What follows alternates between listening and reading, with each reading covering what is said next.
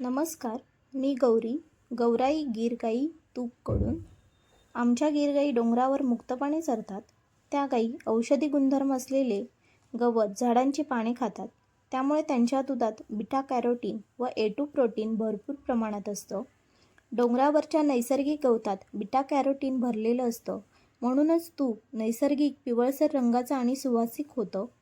त्यांना कोणतेही artificial feed किंवा केमिकल सप्लिमेंट दिलं जात नाही. डोंगरावर चरल्यामुळे रासायनिक खतं किंवा कीटकनाशकांपासून दूर असल्यामुळे दूध आणि तूप अधिक शुद्ध असतं. त्यामुळे त्यांचं अन्न शुद्ध असल्याने त्यांचं दूध आणि दुधापासून आम्ही बनवलेलं तूप हे शुद्ध असल्याने तुमच्या शरीरासाठी औषधासारखं काम करतं.